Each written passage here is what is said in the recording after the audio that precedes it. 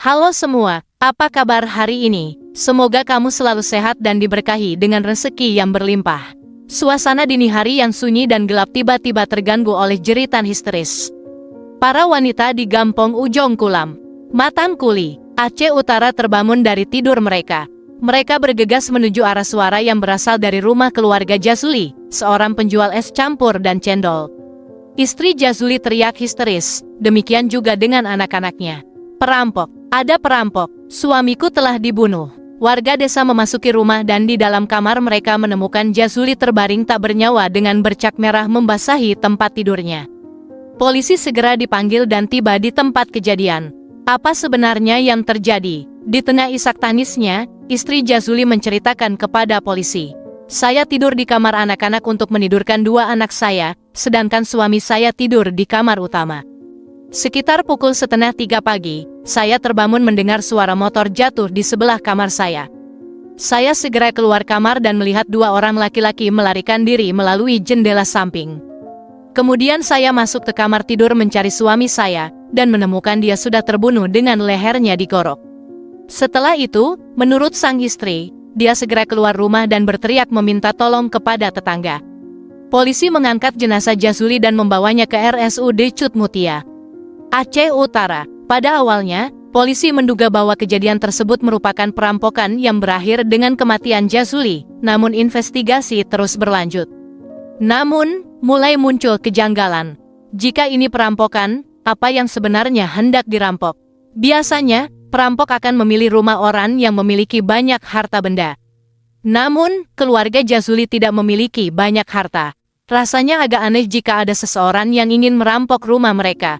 Lebih jauh lagi, tidak ada barang yang hilang, termasuk sepeda motor, meskipun istri Jazuli mengklaim bahwa beberapa juta rupiah hilang. Polisi mulai meragukan cerita tersebut. Mengapa tidak ada tanda-tanda paksaan di pintu atau jendela, seolah-olah pelaku dengan mudah masuk tanpa hambatan? Dan jika pelaku melarikan diri melalui jendela samping, mengapa ada jejak bercak merah dari kamar tidur hingga ke pintu belakang rumah? Semuanya terasa sangat mencurigakan. Polisi melakukan pemeriksaan menyeluruh terhadap keluarga, tetangga, dan teman-teman. Salah seorang teman memberikan informasi bahwa pada malam kejadian, dia mengantar seorang temannya dengan sepeda motor ke rumah Jazuli. Polisi berusaha memanggil teman tersebut untuk dimintai keterangan di markas, tetapi dia selalu menghindar. Hal ini semakin meningkatkan kecurigaan polisi. Apakah ada keterkaitan antara teman tersebut dengan istri Jazuli, yang kini polisi curigai telah mengada-adakan cerita perampokan di rumahnya?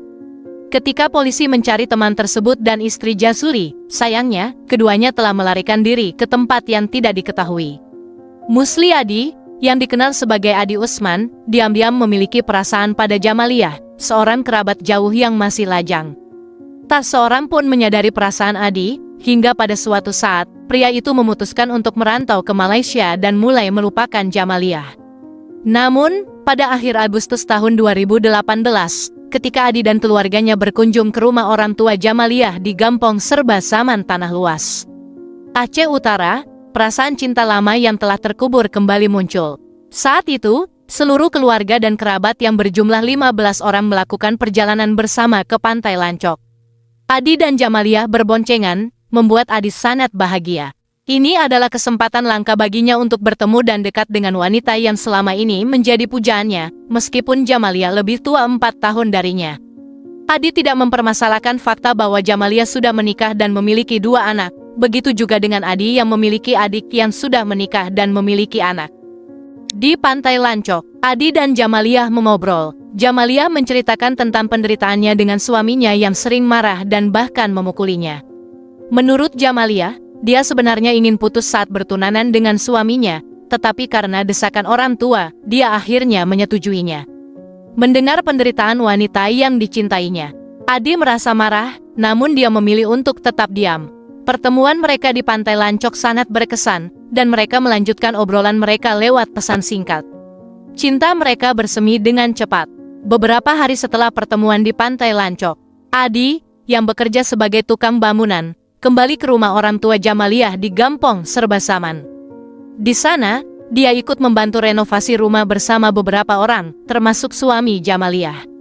Saat Jamaliah juga berada di sana, dia duduk dan memperhatikan pekerjaan renovasi. Saat suami Jamaliah lewat di dekat mereka, Jamaliah memberi kode kepada Adi dengan gerakan di leher dan gerakan seperti menggoreng, menandakan bahwa dia ingin Adi menghilangkan nyawa suaminya. Adi hanya mengangguk, tapi tidak melakukan apa-apa. Hubungan rahasia antara Jamaliah dan Adi terus berlanjut tanpa diketahui siapapun. Mereka sering berkencan dan bahkan berhubungan intim saat Adi bekerja di tempat lain. Keduanya tenggelam dalam asmara dan berencana untuk menikah secepat mungkin. Meskipun Adi ingin kawin lari, Jamaliah menolak karena suaminya masih hidup. Namun, dia menyatakan bahwa jika suaminya meninggal, mereka bisa menjalani hubungan mereka dengan lebih mudah. Pada tanggal 14 September tahun 2018, Adi menghubungi Jamaliah melalui telepon genggam. Dia ingin pergi bekerja ke tempat lain, tapi Jamaliah meminta Adi untuk datang ke rumahnya karena dia merindukannya. Adi pun datang ke rumah Jamaliah di Gampong Ujung Kulon, Matan Kuli, Aceh Utara. Suami Jamaliah sedang pergi bekerja, tetapi kedua anaknya ada di rumah. Saat Jamaliah tiba di rumah, dia langsung mengajak Adi untuk makan bersama setelah menyantap hidangan. Dia menyuruh anaknya pergi membeli mie ke warung, sehingga mereka bisa berbicara tentang hubungan mereka tanpa gangguan. Mereka membicarakan masa depan mereka dengan penuh perasaan. Adi bertanya, apakah kita bisa bahagia jika kita bersama? Jamaliah menjawab, jika memang kita ditakdirkan bersama, kita akan menghadapinya bersama. Adi menyatakan kekhawatirannya tentang anak-anak mereka di masa depan, tapi Jamaliah menenangkannya dengan mengatakan bahwa mereka akan menangani situasi tersebut bersama-sama. Mereka berencana untuk memberikan nafkah bagi anak-anak mereka sendiri tanpa membedakan antara anak tiri dan anak kandung jika mereka benar-benar bersama. Setelah berdiskusi dengan Jamaliah, Adi pulang ke rumah. Di perjalanan pulang, dia melihat suami Jamaliah sedang berjualan di pinggir jalan. Adi segera menghubungi Jamaliah melalui telepon genggam. Aku melihat suamimu sedang berjualan, ucap Adi.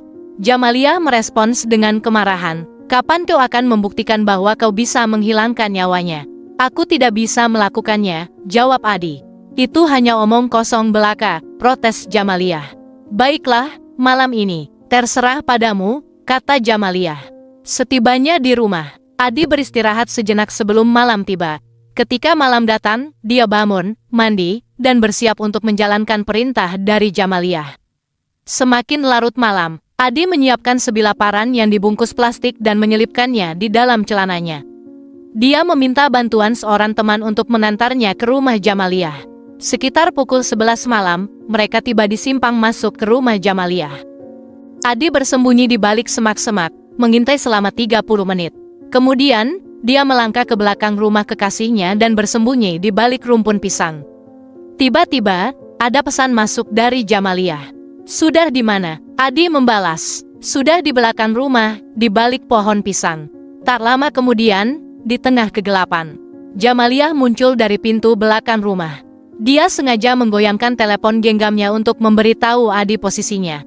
Melihat cahaya dari telepon genggam Jamaliah, Adi membalas dengan menggoyangkan telepon genggamnya sendiri, dan kemudian mendekati Jamaliah. Jamaliah menunjuk ke WC di belakang rumah. Pergi ke sana, jangan sampai ada yang melihatmu, kata dia. Adi menuruti perintah itu dan bersembunyi di dalam WC. Sementara itu, Jamaliah kembali masuk ke dalam rumah. Sekitar 4 menit kemudian, Jamaliah keluar. Adi keluar dari persembunyiannya di WC. Dan keduanya masuk ke dalam rumah melalui pintu belakang di ruang belakang. Adi duduk dengan tegang, menunggu waktu yang tepat. Saat itu, jam menunjukkan pukul 12 malam, keheningan semakin terasa. Namun, tiba-tiba terdengar tangisan dari dalam kamar anak perempuan Jamaliah. Adi terkejut, segera keluar dari rumah dan mengintip dari jendela samping di ruang tamu. Dia melihat suami Jamaliah, yang sebelumnya tertidur, bangun kaget mendengar tangisan anaknya. Hampir saja Adi ketahuan, dia mengendap-endap dan kembali bersembunyi di WC di halaman belakang. Adi menunggu dengan penuh ketegangan. Tubuhnya digigit nyamuk, kaki dan tubuhnya terasa pegal.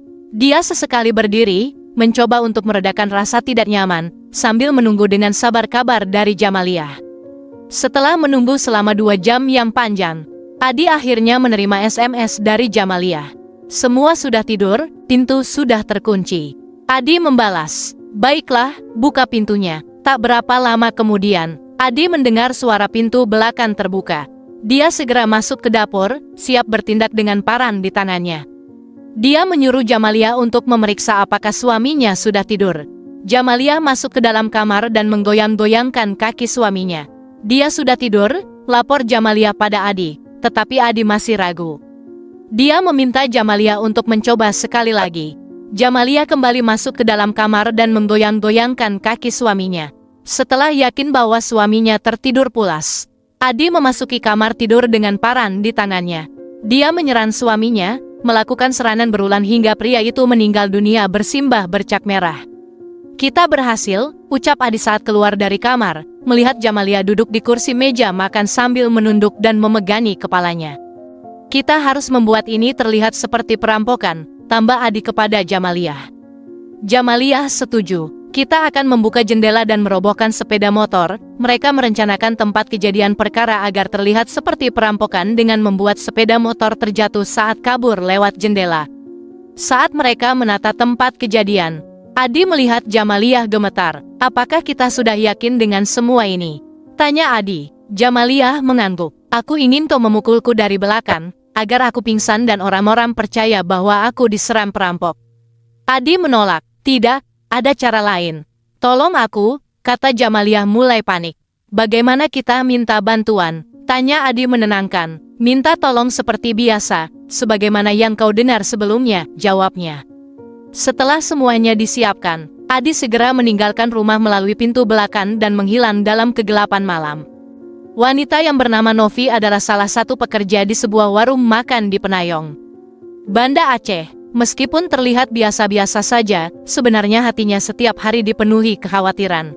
Sudah 22 hari dia tinggal dan bekerja di Banda Aceh tanpa insiden apapun.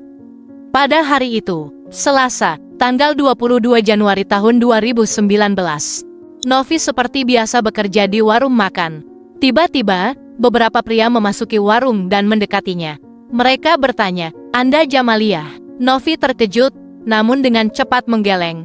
"Saya Novi." Namun, para pria itu tidak bergeming, lalu menunjukkan sebuah foto Novi sendiri. Wanita yang menyebut dirinya Novi tidak bisa menyembunyikan kebenaran lagi. Setelah 22 hari hidup dalam pelarian dan ketakutan, dia akhirnya patah dan mengakui. "Saya Jamalia." Dia adalah istri dari Jazuli. Dia dan kekasihnya, Adi, telah bersekongkol untuk menghilangkan nyawa Jazuli agar bisa bersama. Dan seperti dirinya, Adi, kekasihnya, juga telah ditangkap polisi di pelarian di Sumatera Utara. Pengakuan Adi dan percakapan SMS mereka menjadi bukti yang cukup untuk menjerat mereka. Kini, mereka akan menghadapi pengadilan.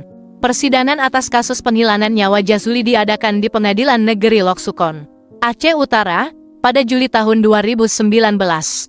Pada akhir Agustus tahun 2019, Majelis Hakim menjatuhkan vonis penjara seumur hidup bagi Musliadi alias Adi. Meskipun dia mencoba mengajukan banding dan kasasi, upaya itu ditolak. Dalam wawancara dengan media, Adi mengaku bahwa dia telah jatuh cinta pada Jamalia sejak pertama kali bertemu dengannya. Mereka baru kembali bertemu pada 2018 dan dalam waktu 2 minggu, mereka menjalin hubungan. Adi dengan cepat setuju untuk menghilangkan nyawa suami Jamalia, wanita yang menjadi cintanya. Namun, bagaimana dengan perasaan Jamalia? Apakah dia benar-benar mencintai Adi, atau hanya memanfaatkan cinta pria itu untuk menghilangkan nyawa suaminya? Hanya Jamalia yang tahu jawabannya. Dia akan menghabiskan 20 tahun di balik jeruji besi, jauh dari kedua anaknya yang kini diasuh oleh ibu dan mertuanya. Jamalia telah kehilangan banyak hal, suaminya, kekasih yang ingin dinikahinya, dan kesempatan untuk membesarkan anak-anaknya. Putra dan Novi, yang namanya pernah digunakan sebagai penyamaran saat mereka bersembunyi. Demikian video ini, saya berdoa agar kita dan keluarga terdekat kita tidak pernah mengalami insiden serupa. Semoga keselamatan selalu menyertai kita dalam setiap aktivitas. Terima kasih telah menonton hingga akhir. Berikan dukungan untuk channel ini dengan menekan tombol suka. Jika Anda memiliki informasi tambahan atau sudut pandang yang berbeda, jangan ragu untuk berbagi di kolom komentar di bawah.